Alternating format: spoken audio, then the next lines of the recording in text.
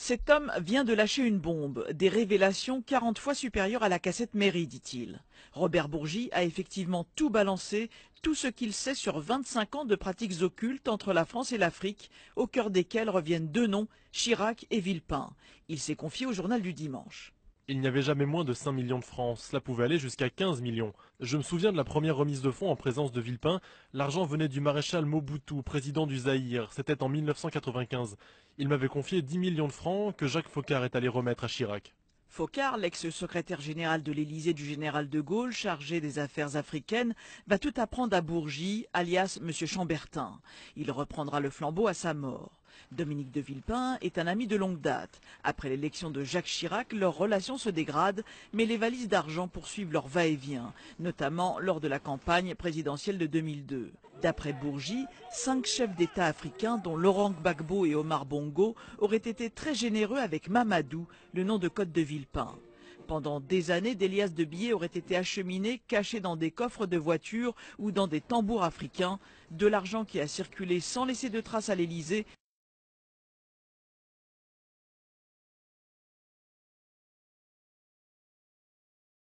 Robert Bourgi, lui, est un avocat d'affaires, un conseiller de président qui préfère taire le montant de ses honoraires.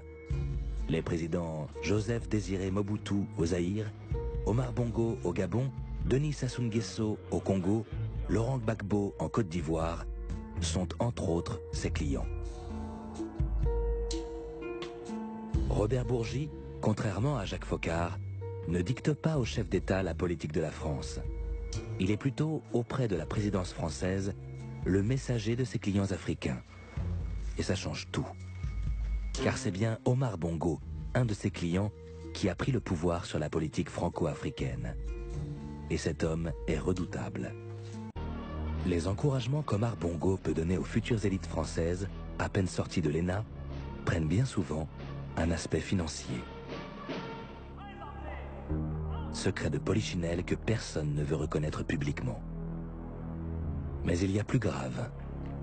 En 2002, au lendemain de la victoire de M. Chirac, avant que ne soit constitué le gouvernement, le président Chirac m'a dit « Il serait bon, Robert, que vous présentiez au président Bongo les hommes qui émergent, qui vont émerger, les hommes de l'avenir. » À la fin de l'entretien, ils sont partis.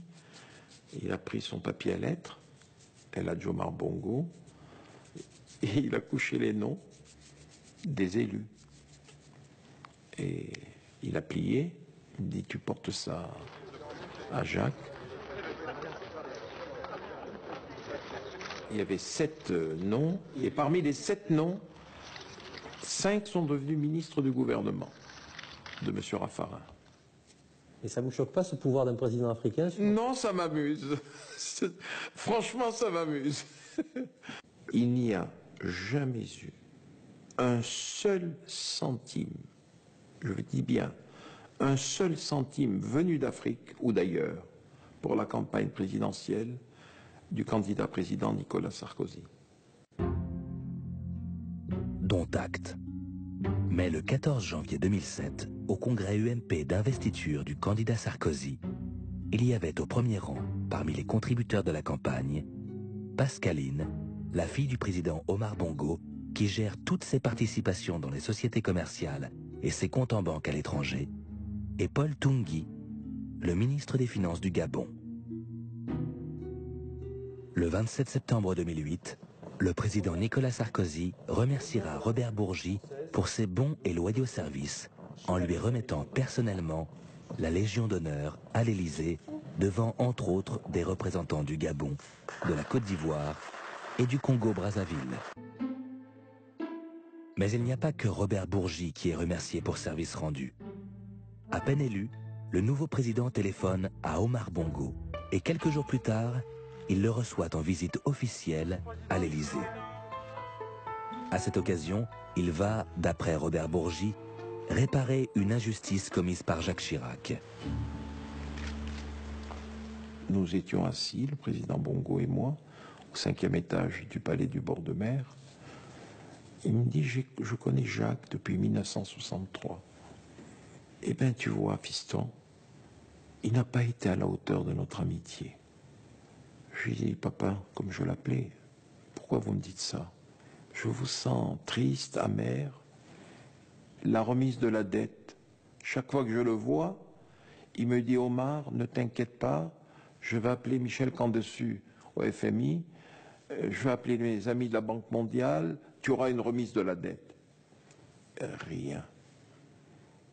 Fiston, rien. Jacques n'a rien fait. Le président Sarkozy devient président de la République. Et lors du premier entretien, le président Bongo lui a dit Nicolas, qu'est-ce que tu vas me faire, toi? Avant le 14 juillet, Omar, ta dette sera réduite. Je te propose 20%. Il dit alors, c'est bon, on va pour 20%. Est-ce que c'est raisonnable de réduire la dette d'un pays pétrolier comme le Gabon? Sous Chirac, Omar Bongo donnait sa liste des futurs ministres français. Avec Sarkozy, il va demander et obtenir leur licenciement. Le président Omar Bongo, déjà fortement agacé par la justice française, qui s'intéresse de trop près aux hôtels particuliers, voitures de luxe et comptes en banque qu'il possède en France, explose. C'est Robert Bourgi qui se charge de transmettre à Nicolas Sarkozy la colère du président. Il me dit, ça ne peut pas continuer, il faut que tu dises à Nicolas que moi et les autres, nous ne voulons plus de ce ministre. Je suis allé voir le président de la République à l'Élysée, en présence de M. Guéant, et je lui ai passé le message ferme et non voilé, et voilé de menaces du président Bongo. Et il m'a dit, écoute, dis à Omar, comme il l'appelle, et aux autres chefs d'État, que M. Bockel partira bientôt.